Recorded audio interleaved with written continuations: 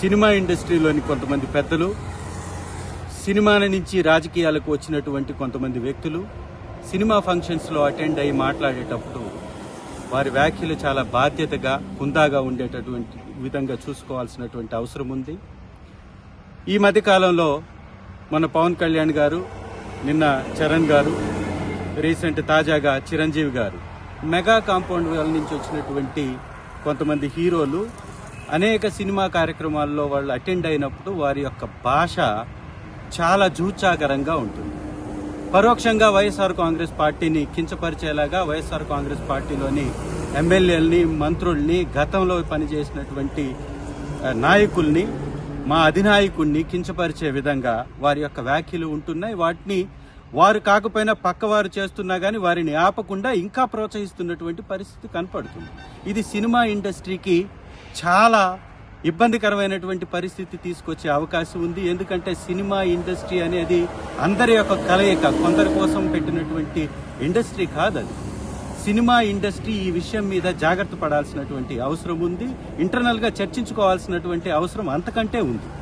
ఎందుకంటే ఒకరి కడుపు మంట కోసం, ఒకరి రాజకీయ స్వప్రయోజనం కోసం, కేవలం మెగా కాంపౌండ్ వాళ్ళ నుంచి వచ్చినటువంటి హీరోల స్వప్రయోజనం కోసం వారు 1,32,00,000 మంది ఓట్లు వేసినటువంటి వైఎస్ఆర్ కాంగ్రెస్ పార్టీని కించపరుస్తూ పదే పదే మాట్లాడడం అనేది ఇది ఒక మంచి పద్ధతి కాదు. దీనికి తగిన మూల్యం చెల్లించుకోక తప్పదు. ఇది ఇండస్ట్రీలో నుంచి వచ్చినటువంటి పెద్దలు కూడా ఈ మధ్య కాలంలో చాలా మంది వైఎస్ఆర్ కాంగ్రెస్ పార్టీ అధ్యక్షులు వర్యులు శ్రీ జగన్మోహన్ రెడ్డి గారిని ఉద్దేశించి కూడా వారి వ్యాఖ్యల్ని చూసినట్లయితే చాలా దిగజారి మాట్లాడుతున్నటువంటి పరిస్థితి ఉంది. ఇది ఖచ్చితంగా దీన్ని సవరించుకోకపోతే చాలా పెద్ద ఇబ్బంది జరిగేటటువంటి అవకాశం ఉంది. ఎందుకంటే సినిమాలో ఎమోషన్స్ని మీరు చూపించినట్టే పార్టీలో ఉన్నటువంటి మాలాంటి స్వాభిమానం కలిగినటువంటి నాయకులకు కూడా ఎమోషన్ ఉంటుంది. మా నాయకుడి కోసం మేము నిలబడతాం. కాబట్టి మీరు మాట్లాడేటటువంటి మాటలు హుందాగా లేకపోతే తగిన మూల్యం మీరు చెల్లించుకుంటారు. ఇది సినిమా ఇండస్ట్రీని దగా చేస్తున్నటువంటి వారిని కొంతమంది ఈ సినిమా ఇండస్ట్రీలో ఉన్నటువంటి పెద్దలు కూడా గ్రహించాలి.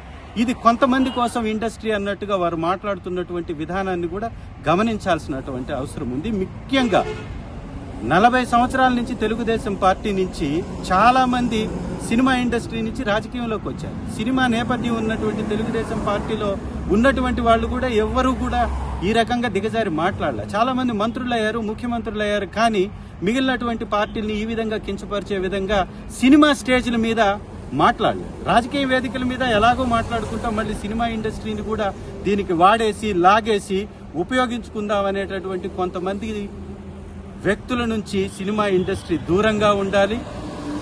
ముఖ్యంగా మెగా హీరోలకు కూడా చెప్తున్నాం, మీరు సినిమా నుంచి ఎదిగిన తర్వాత మెగా హీరోలుగా మీరు పరిణితి చెందారు.